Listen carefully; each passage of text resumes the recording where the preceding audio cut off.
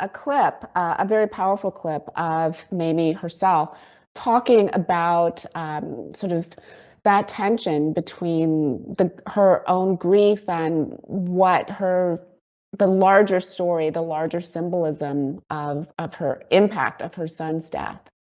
I began to ask the Lord, why Emmett? I mean, he was a church-going boy. He was a good kid.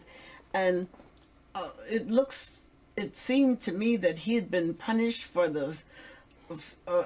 just unreasonably punished. And the Lord began to talk to me in a booming voice. They were not words. I didn't understand a single word, but I knew everything that was being said. It was like it was a boom, the roar of thunder, but I could understand what was being said. And the thing that the Lord said to me was, Emmett did not belong to you. You should be grateful to have been able to keep him for the short time he was on the earth. But Emmett was mine. I sent him here to do a job, and Emmett has done that job well. The Lord told me, he said, I've taken one, but I will give you thousands. I mean, Emmett would have been 81 years old this year. And as we think about his place in history, I'm curious how you have been able to sort of process the importance of that history, the fact that that is in many ways unfinished history, and the tension that now exists for some people in not wanting to grapple with difficult, uncomfortable history. Yes, well, I have to say, right along with many others, that that history is American history. And so we cannot leave out a significant piece of it in order to share the truth about what's happened in America. If we're going to move forward, we have to deal with the true nature of what we've done. And if we can't deal with that, we're not going to ever move forward.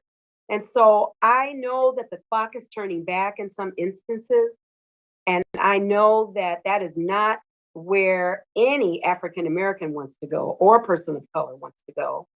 And so, with that, yes, that tension is going to exist because there is going to be resistance to that. And so, I would say, our country's changing. We better just pull up, grow up, and show up in places that, and move over, if you will, where we can become better. We can become a better country by embracing everything that we are. I wrote a book in 1998 called 101 Ways to Know You're Black in Corporate America. And one of those, I guess the purpose of that was to try to remove the veil, remove this sense that things are happening there people weren't talking about. And so just like with Mamie and opening that casket, it has opened the door for us to have these meaningful discussions around what's happening and the truth. And so American history is something we need to embrace. We need to understand all of it. We need to understand the contributions of African Americans and other people of color to this country. We need to embrace it.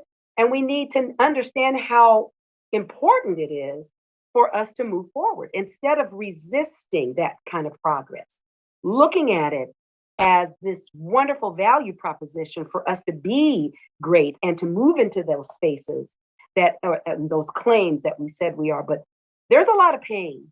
There's a lot that we need to own up to. And until we do that, I just don't see us moving forward. I'm going to continue to remind us of particularly the story of Emmett and those that even came before Emmett, those presently with this through line that we currently see of other cases and modern day lynching that is occurring, and also looking at laws that need to be in place to strengthen the kind of I would say protection for people that are experiencing these things today. So we need to continue to teach. We need to continue to share our own stories, own our own legacy, and make sure that our children understand that. So if it's not taught in schools, make sure that our children embrace who they are and who America really is. And we shouldn't fear it. It should be a part of something that helps us to propel ourselves forward.